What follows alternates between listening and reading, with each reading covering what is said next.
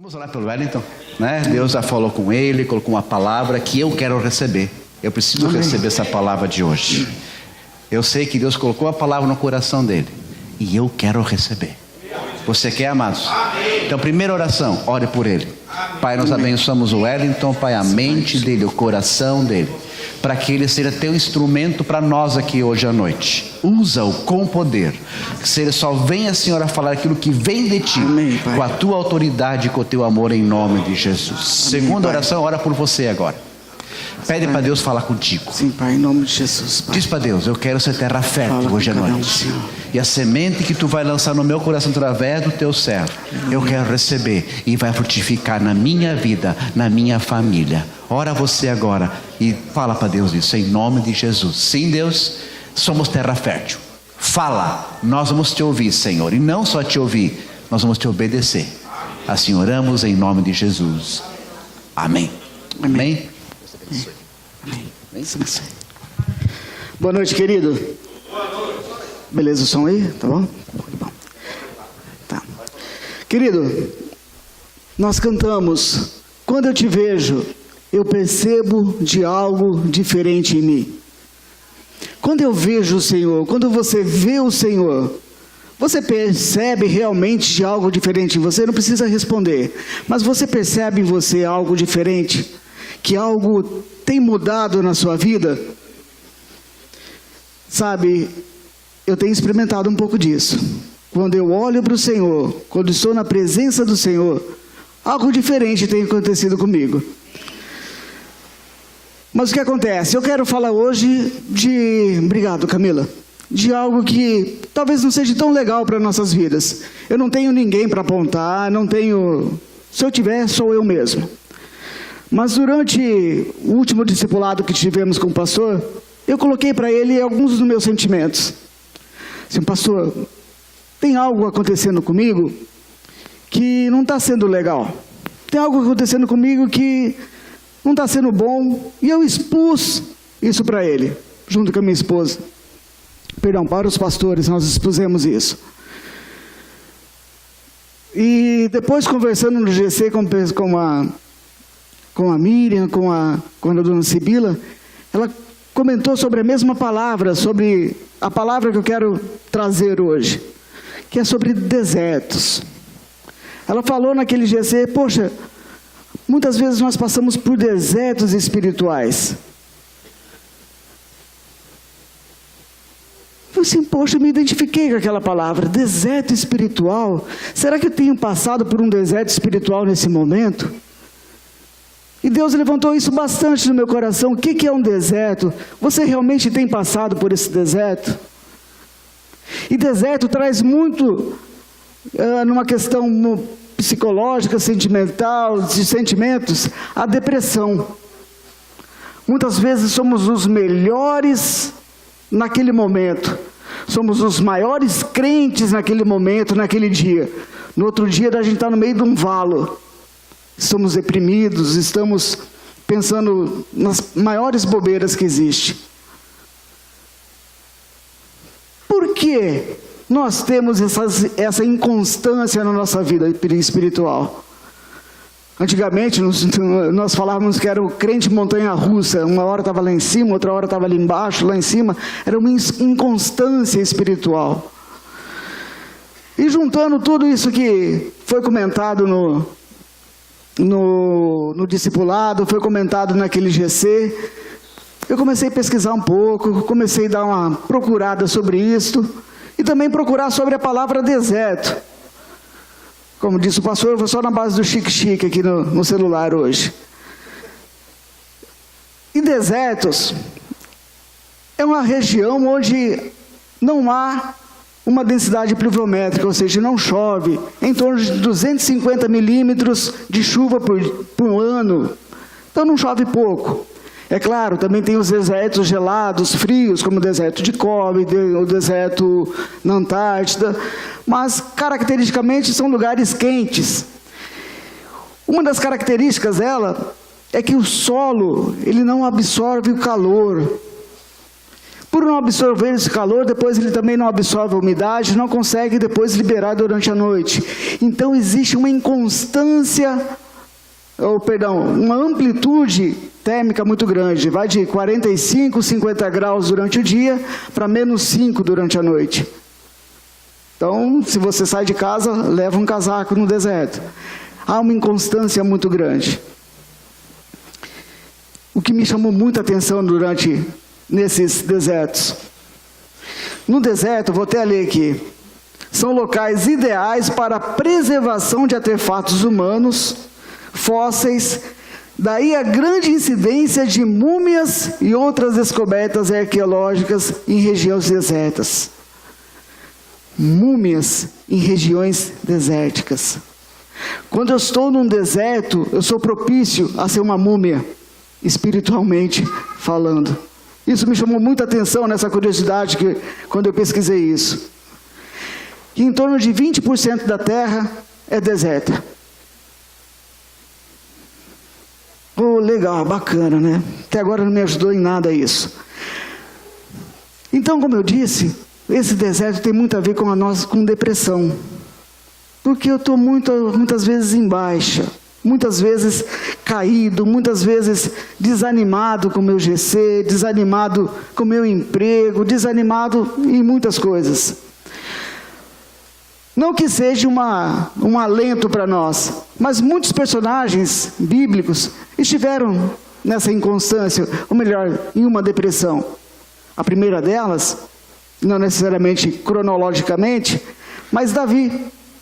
Davi foi o primeiro que estava, um dos que estavam. Ele falou lá no Salmo 42, por que estás batido a minha alma? Por que te perturbas dentro de mim? Espere em Deus, pois ainda o louvarei. Qual é a salvação da minha face? E o meu Deus, é o meu Deus. Então, ele mesmo sendo o rei de Israel, estava ungido, unificou todo Israel e Judá, foi o grande rei de Israel. Até hoje lembrado pelos judeus, por onde quer que se fale em cristianismo e judaísmo, fala-se em Davi. Ué, ele também teve seus momentos de querer entrar debaixo da cama? Teve. Um segundo foi Jonas.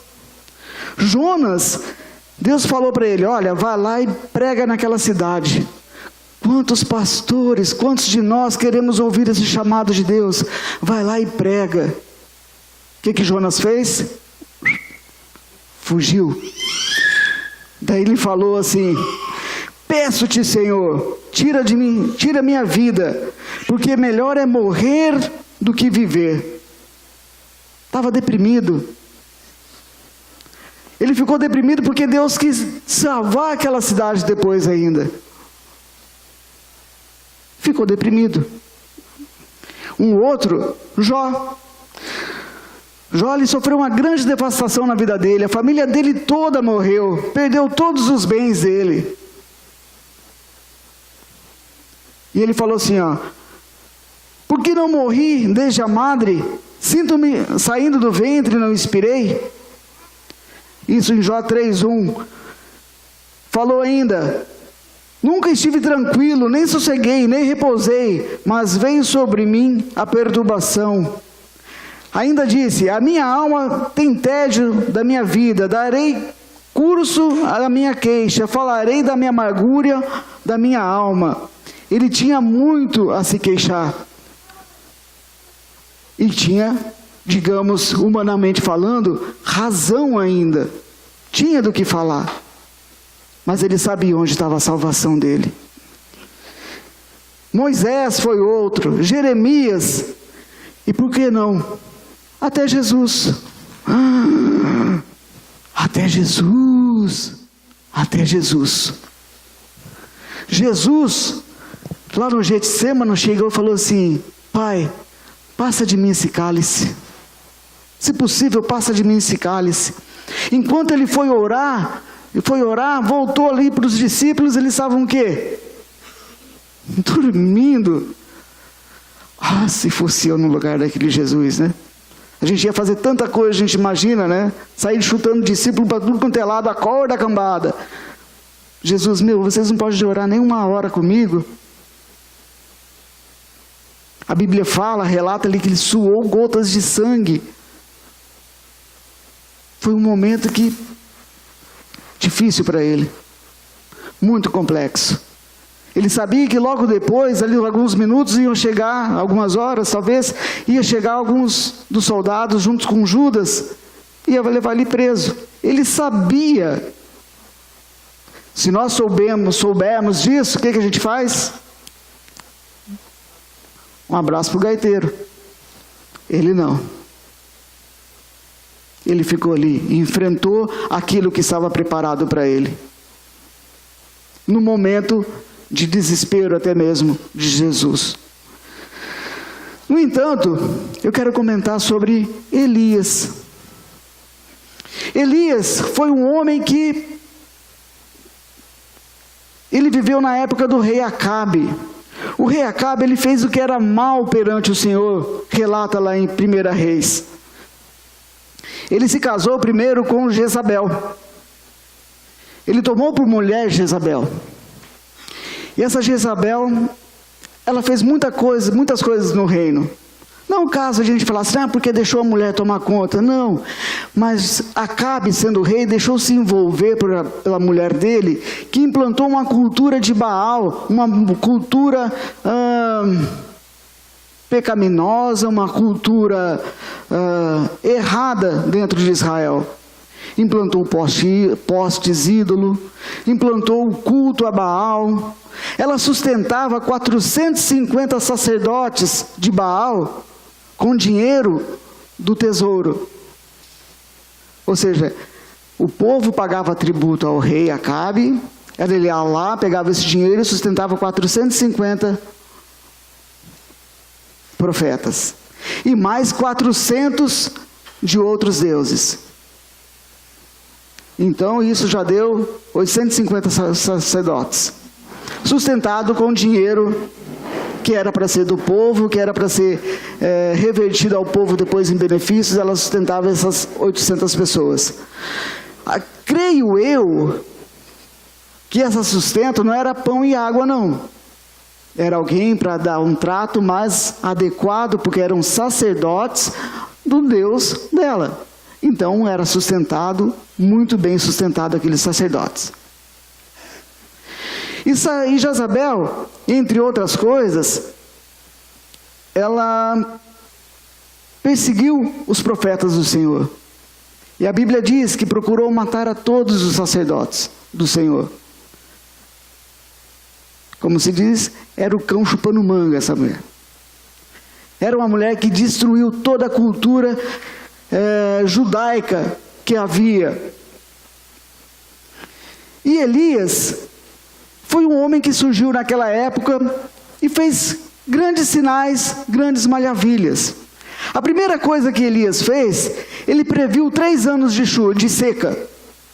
Imagina ele chegar no meio assim, para todo mundo falar assim, olha, vai chover, vai ficar sem chover durante 3 anos. Já era uma região seca, e ficar sem chover 3 anos, ele previu isso. Logo depois, ele foi levado até a casa da viúva de Serepta e multiplicou o azeite da viúva, bem como a farinha daquela mulher. Não faltou farinha e nem azeite.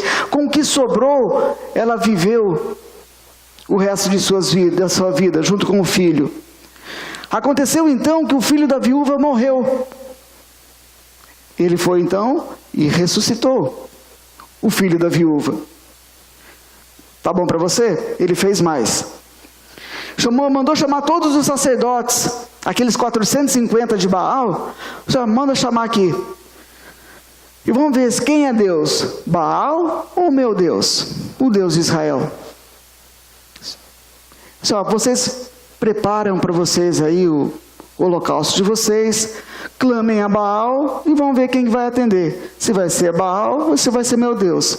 E diz que ficaram ali, o dia inteiro clamando e nada. Ele então preparou o holocausto, primeiro restaurou o altar, preparou o holocausto, mandou jogar água tudo no valo, e a Bíblia diz que desceu fogo do céu e chegou a lamber a água. E aqueles 450 sacerdotes foram o quê? Mortos depois. Viu? Fala para o irmão que está do lado assim, Elias era o cara.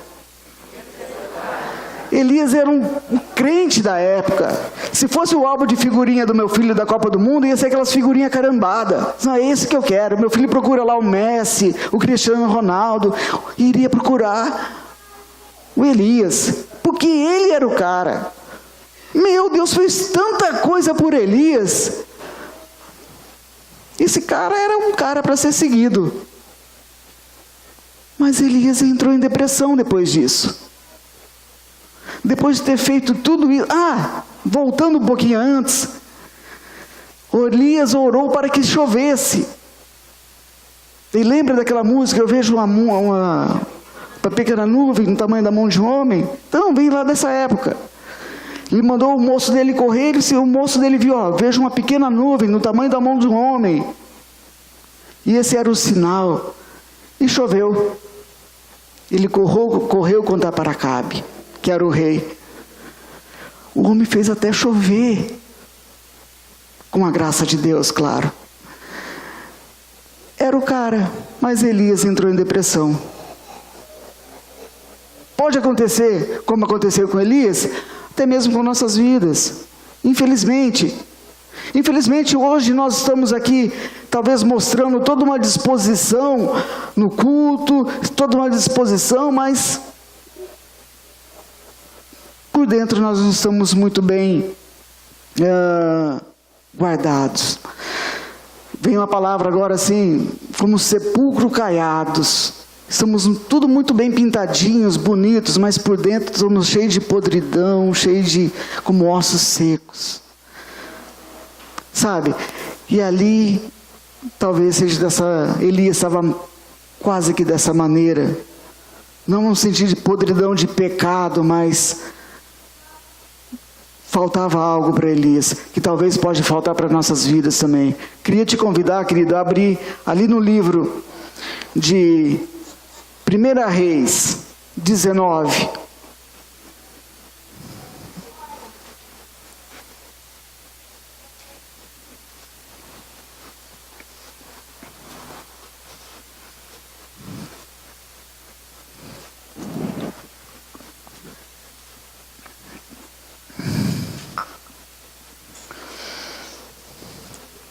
Primeira Reis 19, a gente vai ler bastante ali do 1 até o 18.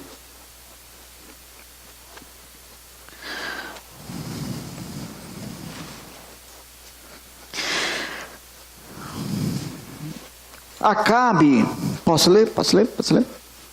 Acabe fez saber a Jezabel tudo que Elias havia feito e como matar os profetas à espada, lá no Monte Carmelo, né? Então Jezabel mandou um mensageiro a Elias e dizer-lhe: faça-me os deuses como lhe aprouver, se amanhã essas horas eu não fizer eu a tua vida como fizeste a cada um deles. Ou seja, ia procurar matar a vida de Elias, matar Elias. Temendo, pois, Elias levantou-se para salvar a sua vida e se foi. E chegou a Berseba, que pertence a Judá, e ali deixou o seu moço. Ele mesmo, porém, se foi ao deserto a caminho de um dia, e veio e se assentou debaixo de um zimbro, e pediu para si a morte, e disse: basta, toma agora, Senhor, a minha alma, pois eu não sou melhor do que os meus pais. Deitou-se e dormiu debaixo do zimbro. Eis que um anjo tocou-lhe e lhe disse: levanta-te e come.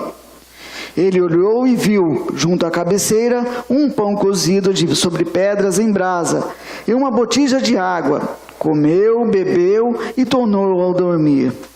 Voltou pela segunda vez o anjo do Senhor, tocou-lhe e disse: levanta-te e come, porque o teu caminho será sobremodo longo. Levantou-se, pois, comeu e bebeu. E com força daquela comida caminhou 40 dias e 40 noites até chegar ao Horebe, o monte de Deus. Ali entrou numa caverna onde passou a noite. Eis que lhe veio a palavra do Senhor e lhe disse: que fazes aqui, Elias? Ele respondeu: tenho sido zeloso pelo Senhor, Deus dos exércitos, porque os teus filhos, os filhos de Israel, deixaram a tua aliança, derribaram os teus altares e mataram os teus profetas à espada. E só eu fiquei, e procuram tirar minha vida. Disse-lhe Deus: sai, põe-te neste monte perante o Senhor. Eis que passava o Senhor, e um grande vento forte fendia os montes, despedaçava as penhas diante do Senhor. Porém o Senhor não estava no vento. Depois do vento um terremoto, mas o Senhor não estava no terremoto. Depois do terremoto um fogo, mas o Senhor não estava no fogo. E depois do fogo um cicio tranquilo e suave.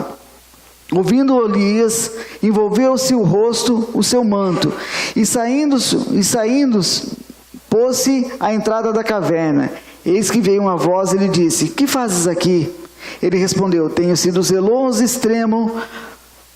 extremamente zeloso com o Senhor, Deus dos exércitos, porque os filhos de Israel deixaram a tua aliança, derribaram os teus altares, mataram os teus profetas à espada, e só eu fiquei, e procuro me tirar a vida. Disse-lhe o Senhor: volta ao teu caminho para o deserto de Damasco, e lá chegando unge a Azael, rei da Síria. Jeú, filho de Nice, ungirá sobre Israel, e também Eliseu, filho de Sefate, e Abel Meolá, ungirá os profetas em teu lugar. Quem escapar à espada de Azael, Jeú o matará, e quem escapar à espada de Jeú, Eliseu o matará. Também conservei em Israel 7.000 de todos os joelhos que não se dobraram a Baal, e toda a boca o beijou. Queridos, desse texto tão rico nós podemos tirar algumas lições. A primeira delas é que Elias, ele andava sozinho. Todo profeta participava de uma escola de profetas.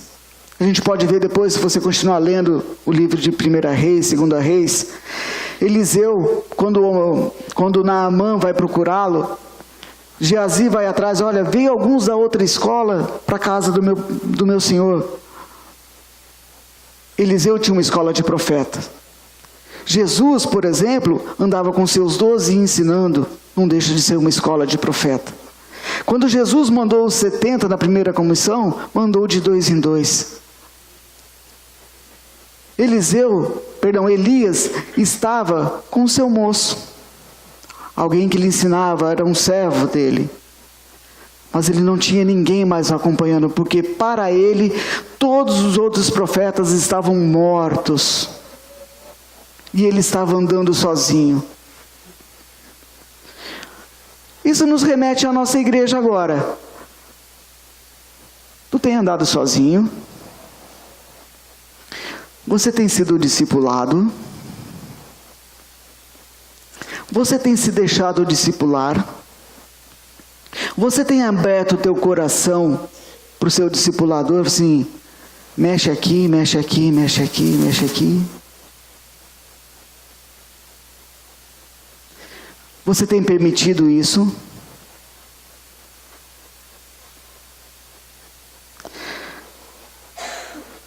Uma vez estava conversando com a Aline sobre o curso que ela fez, gerontologia, né? E ela comentando que quando ia atender alguns dos pacientes, não vou dizer que era fácil, mas era fácil porque era só sentar e ouvir os pacientes. Era gerontologia, cuida da terceira idade, exato, né? E não tinha nada para ser tratado. Queriam ser ouvidos. Somente ser ouvidos. E depois eles saíam, né, dizendo: muito obrigado, foi muito bom conversar com você. Na verdade não houve uma conversa, houve um monólogo, porque as pessoas queriam ser ouvidas. E nós temos essa oportunidade de sermos ouvidos e não queremos falar. Não, comigo ninguém mexe. Porque ninguém vai mexer na minha vida. Graças a Deus, ninguém quer mexer na tua vida. Mas nós queremos e podemos ajudar naquilo que você nos dá permissão. Nos dá permissão, digo, ao teu discipulador. O discipulado tem sido bênção na minha vida. Eu posso falar por mim e pela minha família. Tem sido bênção. Tem curado muita coisa na minha casa.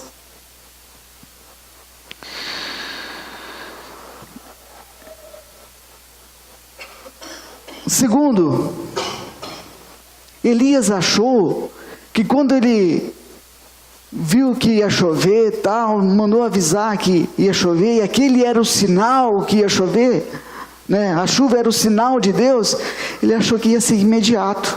A chuva veio, foi imediato. Quando choveu, a terra ia gerar frutos.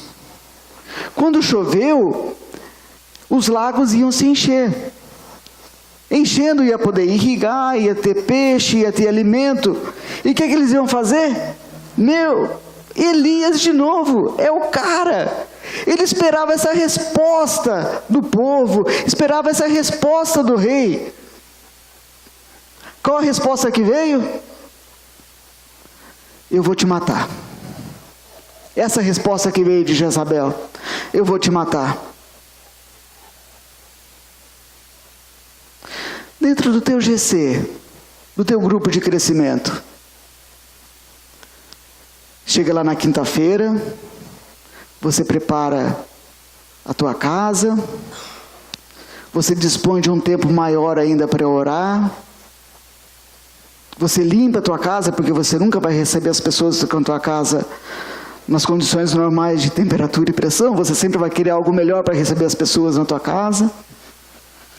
Deixa tudo um ambiente preparado, adequado. E as pessoas vêm, né? Comem. Você ora pelas pessoas. No nosso GC, por exemplo, se você traz alguma coisa para orar para o nosso GC, é muito perigoso, né, seu Armin? Porque acontece. Apesar de nós. Apesar de nós, acontece muita coisa. Um dos últimos ali, o Jair mandou uma mensagem para a gente: dá para orar por tal pessoa porque está na UTI. Eu comecei a dar risada, está na UTI. Não pela pessoa, mas porque eu sabia que Deus ia tirar aquela pessoa da UTI. Jair, saiu da UTI? Saiu, confirmou lá atrás. Apesar de nós, é lugar que acontece as coisas. Assim como Elias, a gente fica se achando talvez às vezes, acontece as coisas. Apesar de nós. Só que daí, o que a gente fica esperando? Eu quero que as pessoas me achem.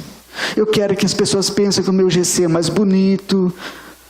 Daí quando as pessoas saem de casa, você olha para a pia, nem lavar a louça, meu Deus do céu, vai sobrar para quem? Daí a Paula olha para mim, vai lavar. Sobra tudo para quem? Para mim. Ô dó. Né? Essa é a resposta muitas vezes que nós esperamos. Tomara que eles pelo menos lavem a louça. Honrem aquilo que eu fiz. Meu querido, sabe o que acontece? Eu vou dar o exemplo que acontece no nosso GC. Em casa ninguém lava a louça. Porque se eu estou abrindo a minha casa como um servo para que aconteça o GC, o serviço tem que ser completo. Amém. A louça é nossa também. Então eu não espero que me honrem lavando a louça. Né, Duda? Que me honrem lavando a louça. Mas eu espero que as pessoas sejam abençoadas. Eu espero que as pessoas possam trazer, sim, motivos de oração para que o Senhor possa abençoar. Para não ficar com depressãozinha, trouxa. Ai, mimimi. Não tem que ter mimimi. Tem que ter a presença de Deus no meu GC.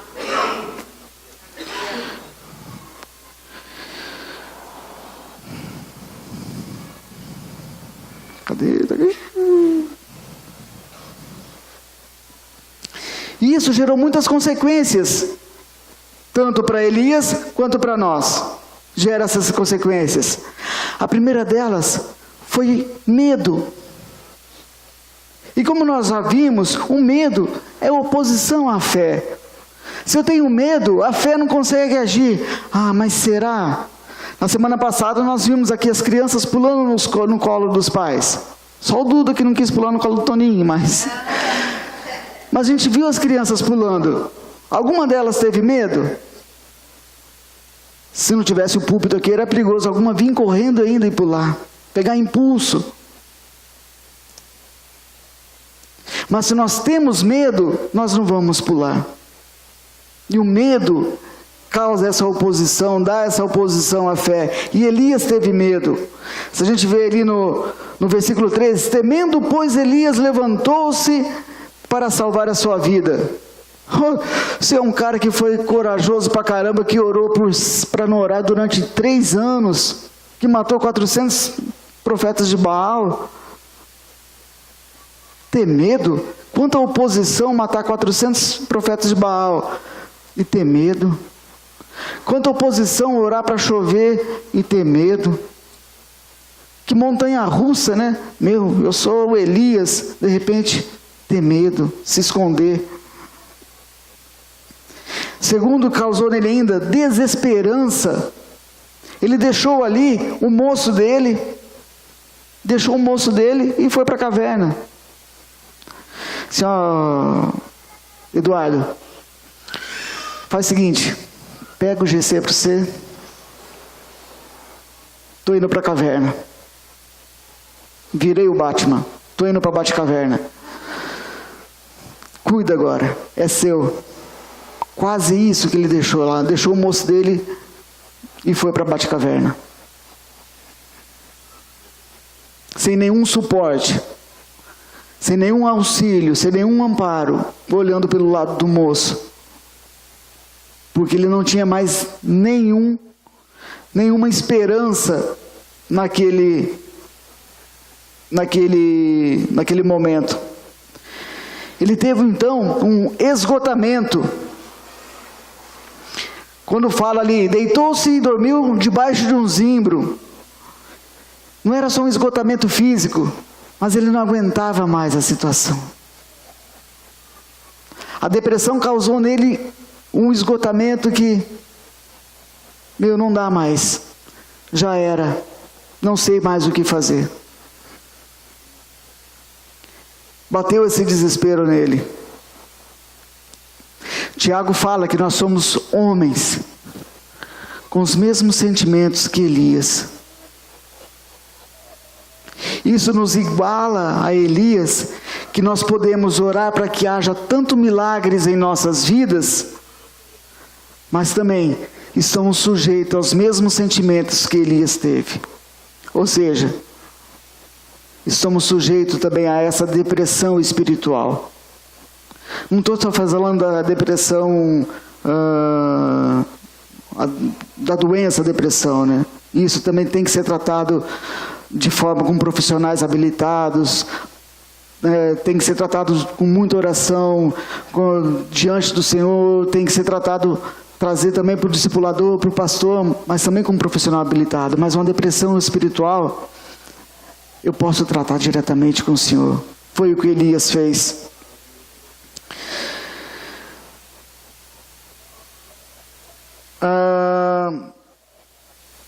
Jesus,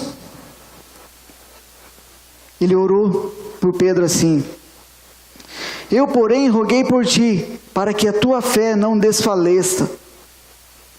E o salmista, porque está batida a minha alma, espere em Deus. Mesmo tendo toda essa aflição, todo esse sentimento que nós podemos ter, como Elias teve, como está a minha alma abatida, eu posso procurar diante do Senhor a minha salvação. Foi a oração que Jesus, essa oração que Jesus fez por Pedro. Eu rogo por ti, oro por ti, para que tua fé não desfaleça. uma oração que Jesus fez, mas eu posso orar. Nós podemos orar um pelos outros, para que a fé de um não desfaleça.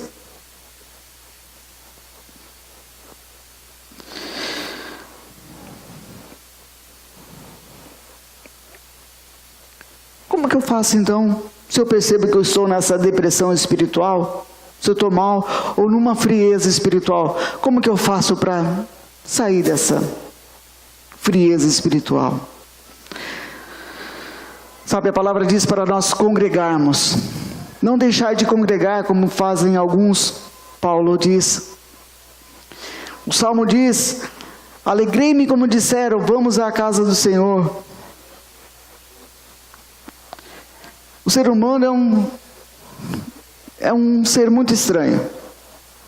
Quem já esteve apaixonadinho lá na adolescência, lembra? Né? A menininha largou, daí fica bicudinho, tristinho, começa a ouvir que só aquelas músicas românticas, triste, vai se definhando, chorando, chorando. Ou seja, vai mais para baixo ainda. Não procuro algo contrário. Poxa, se eu estou triste, eu tenho que procurar algo para me alegrar. Mas não, procuro algo mais triste ainda, mais melancólico, para tentar se definhar ainda mais, alimentar aquele sentimento de uma maneira, sempre procurar ir para baixo. Nós, quando entramos nessa depressão, não vou na igreja porque todo mundo vai me olhar torto, eu não vou na igreja porque todo mundo vai achar que pensa, eu vou me isolar, hoje eu não vou ficar em casa, é melhor eu ficar em casa. Será que realmente é melhor? Como Elias fez? Mas Elias, indo para a caverna, Deus tratou diretamente com ele. Deus tratou com ele de uma maneira, mas ele se permitiu ser tratado por Deus. Então a primeira coisa é não deixar de congregar, não ficar sozinho. A segunda, deixar ser tratado, ou melhor, deixar Deus se revelar a ti, como se deixou a Elias. Ali no versículo 11 diz assim, disse-lhe o Senhor, sai-te, põe-te nesse momento perante o Senhor, e o Senhor passava. Jó falou assim, eu te conhecia só de ouvir falar, mas agora os meus olhos te veem, por isso me abomino no pó e na cinza. Jó sabia de tudo aquilo que ele passava, mas ele só ouvia falar do Senhor. Ele não conhecia o Senhor, não via o Senhor, mas agora os olhos viam o Senhor. Em 1900, no Guaraná de Rolha, lá em 96, eu fui morar numa cidade, 97, né mãe? Fui morar numa cidadezinha chamada Mauá da Serra. Ixi, minha mãe até entorta a boca quando lembra disso. Eu lembro que num sábado, meu pai e minha mãe foram me levar lá. Minha mãe me deixando lá, começou a chorar, que era a cidade. Foram 8 meses assim que eu tive que dizer, bom, já que eu vim para cá, tem que ser homem de aguentar, né? Empresa boa, tudo, profissionalismo à parte, mas não tinha uma igreja assim que via assim adequado para frequentar. Eu sentia tanta saudade da igreja que eu ia todo final de semana para casa. Lembro que um dia eu fui num culto, tinha lá, lógico, algumas igrejas para ir. Eu fui numa determinada igreja, subi um rapaz para cantar, cantava pior que eu. Ele começou a cantar, eu baixei a cabeça assim, Deus, o que eu estou fazendo aqui? Onde que eu fui amarrar meu burro? Eu orei desse jeito, onde que eu fui amarrar meu burro? O Senhor ouve esse tipo de música, que eu abominava, o cara cantar tão mal, cantar pior do que eu. Deus respondeu assim, ouço, é bom, não é? Como que eu vou contra Deus? Sim, Deus, mas vamos falar a verdade, é ruim. Sim, é para você ver. Lá na igreja que você participava, você tinha bateria da melhor, cantores do bom, tinha os caras cantavam, se você pedisse tal música, era perigoso eles cantar as músicas que você queria. O tecladista muito bom, a igreja grande, todo mundo te conhecia. E aqui você está quase chorando.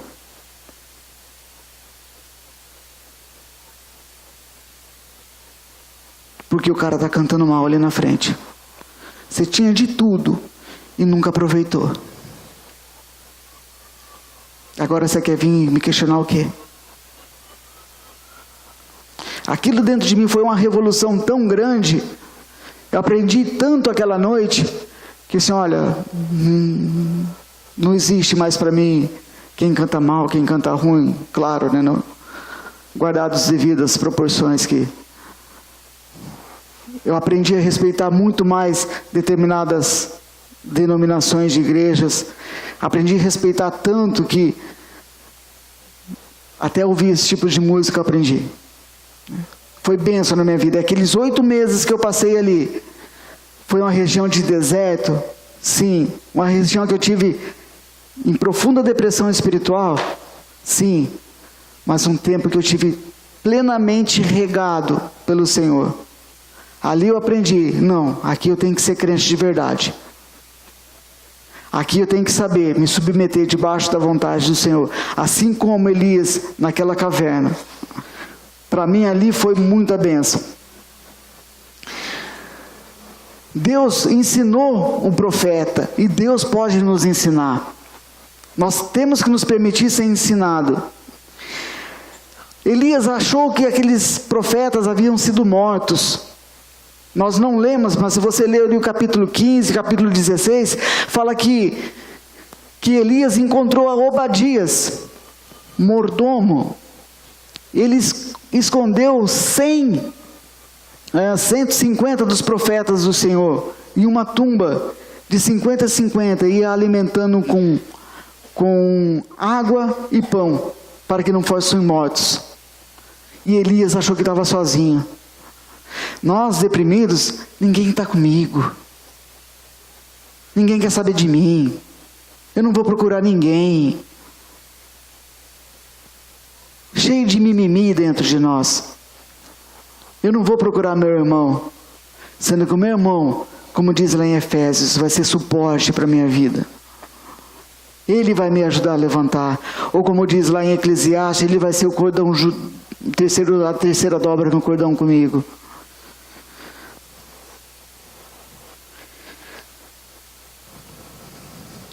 Deus renovou o ministério, renovou o caminho, renovou a vida do profeta.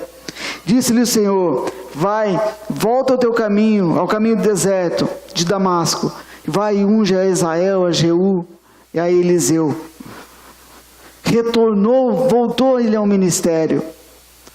Sabe, querido, a gente pode muito bem, agora eu sou crentão de novo e tal, mas eu tenho que voltar às minhas práticas.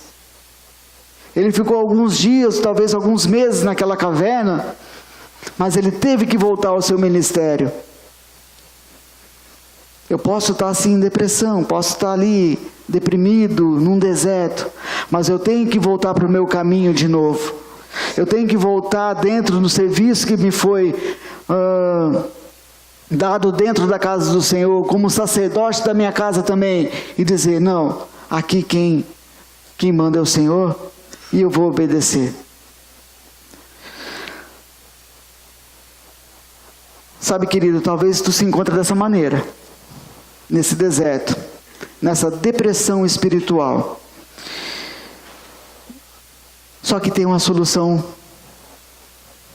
tem como sair. Lá em João 4, 13 e 14 diz assim: quem beber dessa água terá sede outra vez, mas quem beber da água que eu lhe der, nunca mais terá sede. Pelo contrário, a água que lhe der será fonte de água a jorrar para a vida eterna. Muitas vezes nós entramos nessa depressão Porque nós não tomamos dessa água. Nós não tomamos da água pura. Nós queremos colocar para dentro de nós notícias. Não estou falando para você ficar alheio ao que acontece ao mundo. Muito pelo contrário, eu acho que nós devemos ser tão ou mais participativos na sociedade do que já somos. Mas nós nos enchemos, deixamos que isso se incruste dentro de nós. Sabe, a água que nós tomamos, muitas vezes, é uma água muito suja. O Senhor falou para nós que nós somos, que Ele vai nos dar a água da vida. Água do bebedouro, batizada, segundo o pastor, né? Mas a água da vida vai nos dar.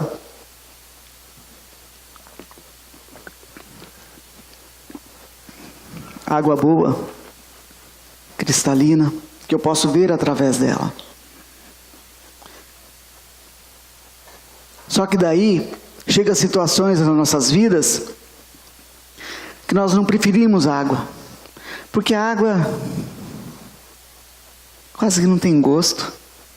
A água é água. Daí eu quero para minha vida um negocinho assim, que dá para desentupir pia, dá para desentupir ralo, às vezes vem com rato dentro, tem uma cor meia diferente, muito fora. Descalcifica, obrigado, mãe. Descalcifica os ossos. Daí nós abrimos, faz aquele barulho, aquele fogo de artifício, aquele show pirotécnico e tal. Essa é boa. Essa daqui é boa. Tem uma garrafa diferenciada. Só que se você toma água, isso aqui queima a tua traqueia, vai descer queimando. Chega no estômago, até faz um borbulho assim, opa, essa aqui parece ser da boa. Ela continua descendo ainda, vai te dar problema lá nos rins.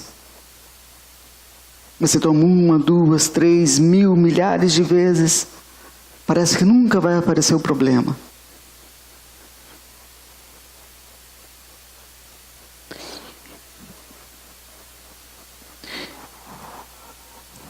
Essa aqui eu nunca vi contraindicação. A água da vida eterna, eu nunca vi contraindicação. Essa aqui não vai voltar você não vai voltar a ter sede. Não estou falando de marcas. Eu não estou falando de cores de... Mas se a gente for falar somente de açúcar, enquanto aquilo lá tem em torno de 1/3 de açúcar naquela garrafinha, aqui não tem nada de açúcar. Enquanto aqui tem 0 de corante, bom, tu compara as cores depois. Não preciso mostrar de novo. Quanto a falar de preço, essa garrafa estava jogada, eu peguei água de graça ali. Aquela eu tive que comprar para mostrar aqui o exemplo. Ai, tem mais essa, de graça ainda. E nós queremos o quê? Eu quero uma depressão. Eu quero ficar num deserto. Eu quero me encher de coisas que não vão me fazer bem. Depois, quando a depressão realmente bate, seja ela física, psíquica, espiritual, eu tenho que correr para a água viva. Aí sim a água viva vai ser minha solução. Te coloca de pé, querido.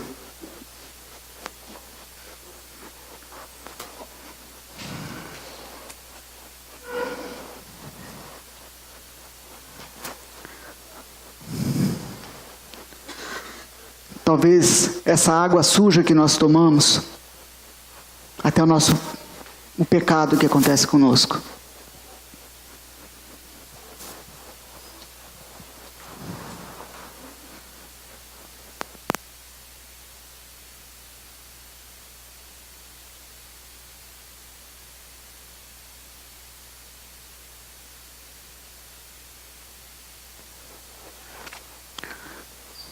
Querido, não é questão de expor ninguém,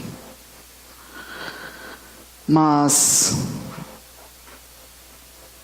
se tu te encontras nesse deserto, nessa situação de depressão espiritual, ou até mesmo um isolamento espiritual,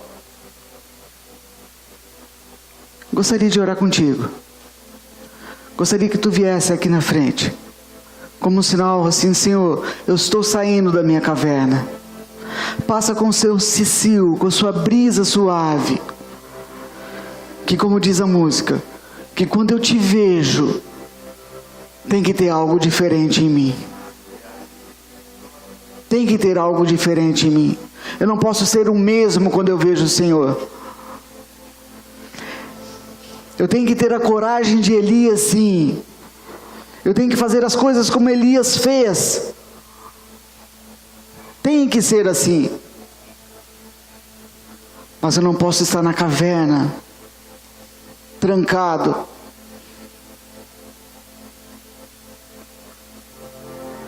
Se tu te sentes dessa maneira, querido, pode chegar na frente, nós vamos orar por ti.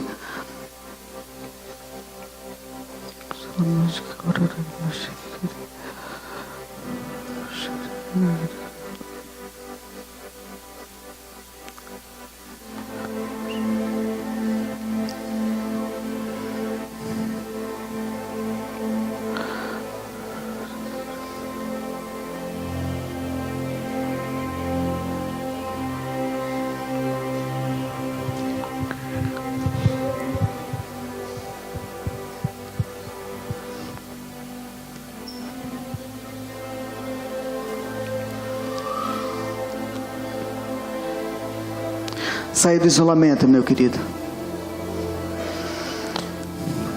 Saia do teu isolamento.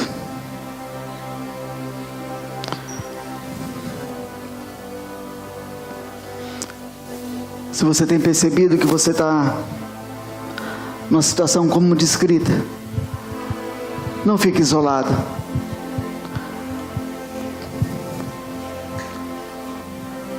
Deixe-se tratar.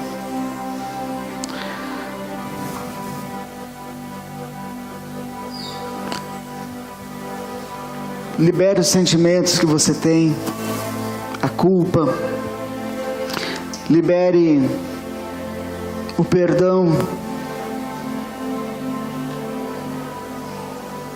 E saia desse isolamento.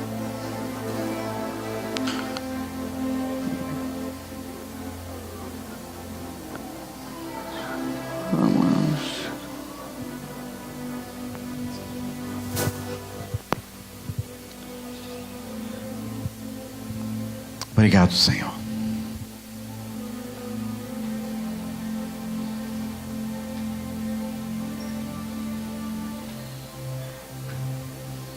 Nós temos ingerido coisas que não é água viva.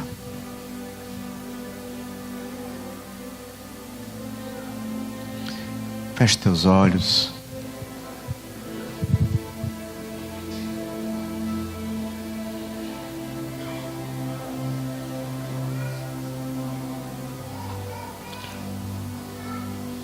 Quem sabe você discutiu, brigou com teu cônjuge,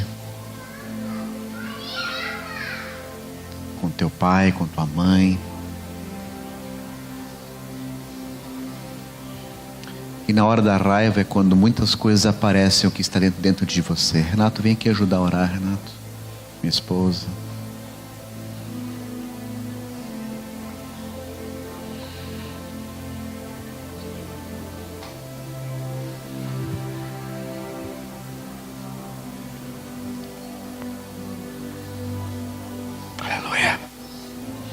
Perdão, Senhor, porque nós temos tempo para tanta coisa, para assistir tantos programas de televisão, para ver tantos vídeos de WhatsApp. Temos tempo para tanta coisa.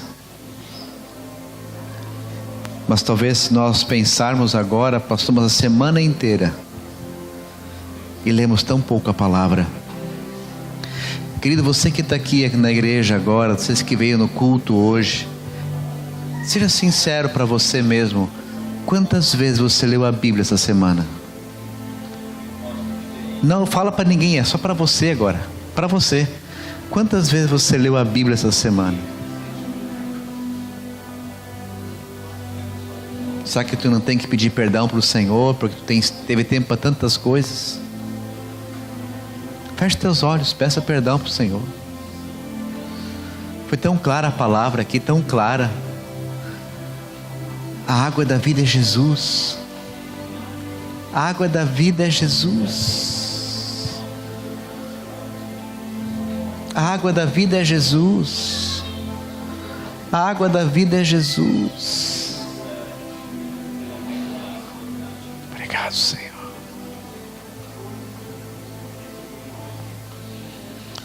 Obrigado que tua promessa, Senhor, é bem clara. Que tu ia nos encher de água viva. Que do nosso interior iriam fluir rios de água viva. Nos perdoa, Senhor, porque nós temos preferido corante. Temos preferido, Senhor, tanta porcaria. Ao invés de colocar o joelho no chão, cara no pó, e ter te buscado. Oh Deus, obrigado pela palavra de hoje, Senhor, porque mais uma vez tu nos chamas a termos comunhão contigo, o autor da vida e vida em abundância. Eu quero orar por cada família que está aqui, por cada casal que está aqui. Incomoda, Senhor. A palavra que me vem agora é incomoda cada pessoa que está aqui, incomoda o Espírito Santo cada casal que está aqui, para que essa semana seja diferente. Que em cada casa aqui, Senhor, não se passe mais nenhum dia sem que haja leitura da palavra e oração. Porque é isso que vai nos dar água viva, é isso que vai nos limpar, nos purificar, porque tua palavra nos purifica, tua palavra nos santifica. Senhor, que tenhamos a coragem de desligar a televisão, que tenhamos a coragem de desligar o rádio que fica com tantas notícias ruins, músicas horríveis. Desligar o rádio e buscar a tua presença. A tua casa só receberá milagre quando você buscar o autor do milagre. Essa é a palavra que Deus manda dizer para alguns casais que estão aqui. A tua casa só vai receber milagre quando você buscar o autor do milagre. O Senhor manda repetir mais uma vez essa palavra. A tua casa só vai receber milagre quando você buscar o autor do milagre. Pare de achar que tua esposa tem que mudar, mas o que teu esposo tem que mudar, comece mudando você. E você vai começar a mudar quando você, como disse muito bem o Wellington, quando você se deixar tratar por Deus. Quando eu me deixar tratar por Deus, a minha vida muda. Consequentemente, minhas palavras mudam, minhas atitudes mudam, meu relacionamento muda, minha casa vai mudar. Aleluia. Fantástico não muda ninguém, Globo Repórter não muda ninguém, Netflix não muda ninguém. É só a palavra de Deus. É só a palavra de Deus que vai mudar você. A decisão é sua, a escolha é sua. A palavra é clara que quando eu oro, Deus ouve. Quando eu busco, Deus se deixa achar. Mas eu tenho que orar, eu tenho que buscar. Obrigado por essa palavra, Senhor, tão clara, tão clara.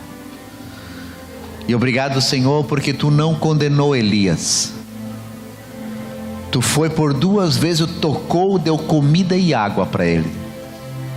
E Senhor, depois de alimentar Tu deu de novo tarefas para ele. Assim és tu, Senhor. Tu não despreza ninguém que talvez hoje esteja aqui triste, angustiado, preocupado. Tu quer alimentar, tu quer dar água e tu quer nos dar as tarefas que tu tens para nós fazer. Aleluia. Obrigado, Jesus. Obrigado. Senhor, que essa semana possamos experimentar mais de Ti. Nós cantamos antes, eu quero Te ver. Senhor, nós queremos Te ver nas nossas palavras, nas nossas reações, nas nossas atitudes.